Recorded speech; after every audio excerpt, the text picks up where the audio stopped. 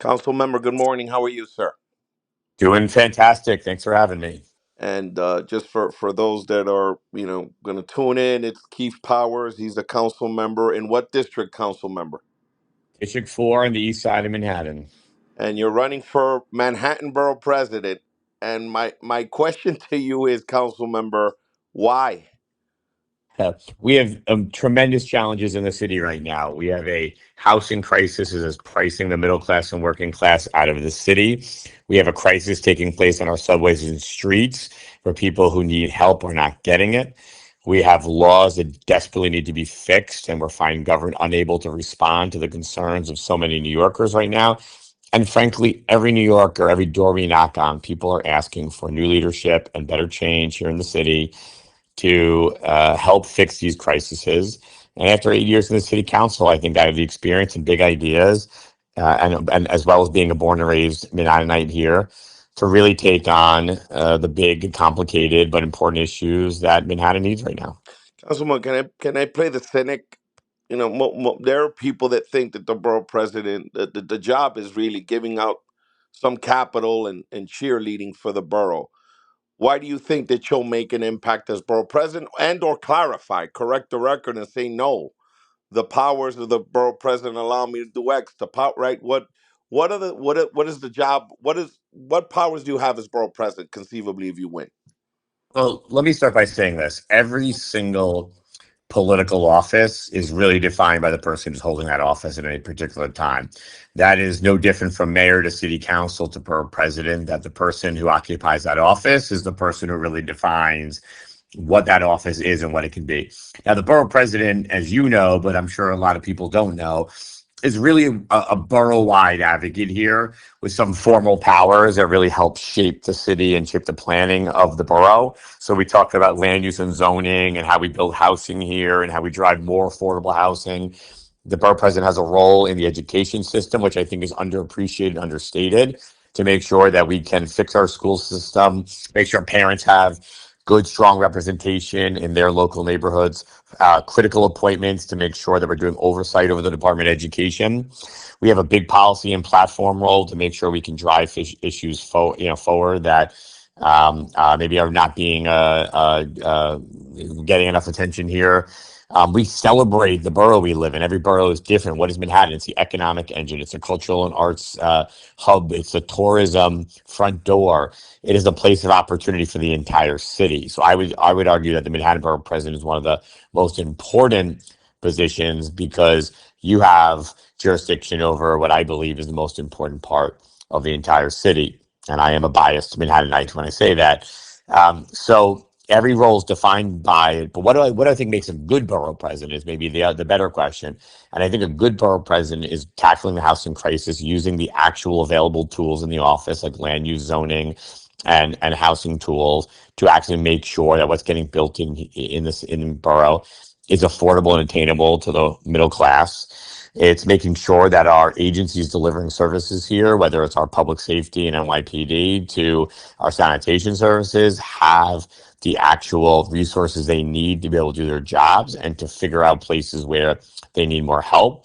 An advocate for what makes life great here in the city, whether it's our small businesses and restaurants here in Manhattan or our arts and cultural institutions are just such a big piece of why people want to come and visit our city, to opportunity, to making sure that we have 3K and pre-K programs here for young families. I want to do a 2K program in northern Manhattan to make sure that working families here in the city have even more access to early education. So you have your feet on the ground, but you want to have your eyes in the sky. You want to be able to see the problems in every single neighborhood, be able to fix them while thinking big and thinking long term about how we continue to drive affordability and opportunity in Manhattan. Council member, let's talk about another sort of trend in terms of that office. Mark Levine, West Sider, Gail Brewer, West Sider, Scott Stringer, West Sider. It seems like historically the voter rich West Side has decided who the Manhattan Borough President is. And some may make the argument that Senator Hoylman is a West Sider. Um, how do you sort of overcome that, right? How do you beat those odds? Where, as you know, I've named them all, and I think Ruth Yeah. Messenger, West Sider. I can't. Those are ones I can remember off the top of my head, but Yeah. it's been Virginia Fields, historically the office has Virginia been held. Fields, David Correct. Dinkins. Yes. Look, Well, that's well, more let me let Central Harlem, but post those folks, it's been all West Siders. Or so go ahead. go ahead. I'd be happy to jump in. First of all, our current borough president, his council district and his base is much further uptown than the West Side, and his council district, I don't think would be defined historically as like a traditional West Side district. So I think what he did very well, as did every single one of the people you discussed, is build a coalition around the borough. And look, this is a different race than the other ones that people have been in. Last time there was three or four elected officials running. There was a nine-way race or something like that with Scotch. I mean, every race takes on different forms. What every race has had in common is that the person who wins builds a coalition that includes their natural base of support wherever you represent and a larger coalition. I'm very proud of what we have built with the support of Adriano Espaillat, a Congress member, and a big coalition from East Harlem to Washington Heights to Central Harlem to Inwood, what we built on the Lower East Side and East Village, and ultimately, and downtown and the East Side and the West Side. And ultimately, what I think really matters is who can connect to the issues that the New Yorkers were, and the Manhattanites that were knocking on the doors every day, who can access them and talk to them about it. And what I'm hearing is a lot of people want to stay here for the long term and are concerned about affordability. They are concerned about public safety, and they have a low trust and confidence in government right now. And I think my record and experience here, as somebody who's fought for tenants, who is a common sense candidate around public safety, and somebody who has worked deeply to fix the way government delivers service to people, that's what people want to hear right now. And we're feeling that deeply when we knock on doors. We're really hearing people respond to that message. Council member, talk about some of your endorsements. What endorsements have you received thus far? Sure, we are the labor candidate in this race. We have swept the board with almost every big labor endorsement in their race, from 32 EJ representing building workers to HTC representing our hotel and hospitality workers. DC 37 are the biggest union in the city representing municipal workers. You name it, we have gone across the board because our message is about the middle class and the working class and how we help get people there. I've been endorsed by former Congress member Karen Maloney, our current Congressman Adriana Espaillat, current Congress member Richie Torres, Diana Ella, my council colleague Carmen De La Rosa, Manny De Los Santos, Assemblymember Eddie Gibbs. We're building former council member Helen Rosenthal. We're building a coalition that represents and looks like this borough, and where we, of course, we feel great and strong about my record here on the East Side and in Midtown West and a piece of East Harlem. But what we're doing is making sure that we don't leave out any community in the place that we build support of. How have you done with endorsements on the West Side? Any prominent endorsements on what we can? Let's just go south of 96th Street, West Side. Sure. I mean, look, we were just endorsed by my former colleague Helen Rosenthal, who represented that area for quite a long time. We're going to be rolling out some additional ones here as well. And we're honestly, frankly, knocking on the doors. And I think what we hear from people here is they want common sense, and we're the common sense candidate here. And I think that endorsements are great, and we have plenty of them. We love them. The people that we're talking on the doors, frankly, on the West Side, are kind of sick and tired of the status quo. They're wondering why Albany hasn't fixed the laws that we keep talking about for the last 5 years or plus. And we're delivering a message that I think resonates deeply. Look, council member, someone who's worked with you on the issue, I do commend you for your sort of doggedness on quality of life. You have been a champion for that, so I think you deserve that credit. And I can speak to that myself because I've seen how you've advocated for your district and your constituents when it comes to, the quality of life issues in your district. So I want to give you a shout out for that because that's Appreciate facts. it. I mean, that was all day, all night, quite often, which is really the sign of a true elected official. Councilmember, one other thing I want to run by you or mention that I've heard, Hector LaSalle. Has that Yep. become a thing in your conversations with, in terms of Northern Manhattan, East Harlem, and your opponent?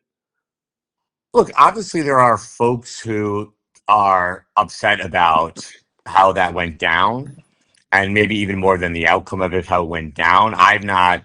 raise that as an issue in the campaign because I'm running on my ideas. I think I have some really good and big ideas for how we tackle issues like public safety, quality of life, childcare, affordable housing. So I'm focused on the issues and those resonate. But it's not a secret that there's some folks who are still very upset about that. Fundraising now, where are you in terms of your opponent? Is it comparable? Have you sort of Are you ahead? Where are you overall? We have been ahead from the very beginning, raising money since we got in the race in August. And we are on our route to maxing out here for the campaign so we can spend robustly to talk to voters. We feel great about it. We just had a great event with Tony Shalhoub last night, the actor who was on Monk and a number of other shows, which was a fun event. But we're raising house parties, nearly every night. And we are on a route to fully max out here for the campaign, which in 10 months we think is an extraordinary feat relative to the normal 4-year cycle to be able to raise money for these races. And that's going to let us start talking to voters. We've already start communicating with voters. We have a few mail pieces out there, and they're getting a great feedback. So we feel great about a fundraising operation and ability to spend our money early to really start talking to voters. Who's running your campaign? Who are some of the people on board helping you We have take we, take we this have a over the top? Yeah, sure. I mean, I have a great campaign manager, JT Ennis, who's been working on this, very experienced. We have Red Horse running our doing our consulting and our mail and our operations. A+ team there. We have a great friend of mine, Alex Navarro McKay, who used to work at Berlin Rosen, ran my first campaign, has been pitching and helping out. We have what I think the best pollster in the city, and Jeff Pollock at Global Strategy Group, and a great fundraising operation with Dynamic SRG doing our fundraising. We have the A+ team here, How about and I think so far it's shown. Councilmember? Let's talk about some of the ticket, the citywide tickets. Any cross endorsements there? Any conversations you're having there in terms of Uh, helping each other, right? Look, we are running our race right now on our own, and we have a lot of friends in running for different offices, obviously here, and a long way to go. So I'll never say never, but right now we haven't done any cross endorsements or anything like that. But obviously we've been on the petitions with other candidates, and a lot of overlap, and obviously where I have some cross endorsements from folks, we're working together with them. And what we are seeing is, we have just a huge operation all throughout this borough right now. Honestly, knocking doors and doing subway stations, and we were able to get 30,000 petition signatures. We needed 2,000. We got 30,000 petition Oh wow. signatures to help get us on the ballot. Council member, I'm going to wrap this up, but I have a few more questions, and then I'll let you go about your business. Sure. Running your race. I'm standing on, I don't know, 42nd Street and Broadway, and I'm the average voter, and I ask you, draw a contrast between you and Senator Hoylman. Why should I vote for you and not Senator Hoylman? Let's play. Look, I'll Let's tell you why role you should vote play. for Let's me. role play here. Uh, Look, here's my pitch to New Yorkers. We have a deep affordability crisis, and if you get on that subway at Times Square, it is without question you are going to run into a litany of issues around public safety and quality of life. And I think for the last 8 years, I've been, as you noted, right in front of trying to solve the public safety issues in my district, to try to tackle nuisance quality of life issues that New Yorkers have come accustomed to, but it's not normal. And I have a deep record here around affordability. And what I think makes me different than almost any other candidate running for office, I really put my entire operation hard into solving problems, not just talking about them or introducing a piece of legislation on them, but making sure we actually solve problems, not just talk about them. And I put my entire, as a native Manhattanite here, I put my entire heart into this borough to make sure that we have leadership and advocates that really represent the normal experiences of people here in the borough. And we get very much caught into our own sort of little chambers, echo chambers here in our world of politics. But if you go knock doors in Harlem and Inwood and Lower East Side, and you go talk to voters, they want common sense. And I think what we represent in this race and in many other places is just a common sense, normal approach to making sure that we're addressing and fixing problems. And I think for a very long time, people are asking Albany for help on these issues. And I've been there advocating on behalf of New Yorkers to make sure that in Albany and City Hall, they get what they're asking for. Let's wrap this up. Last question. Three proudest moments in the city council.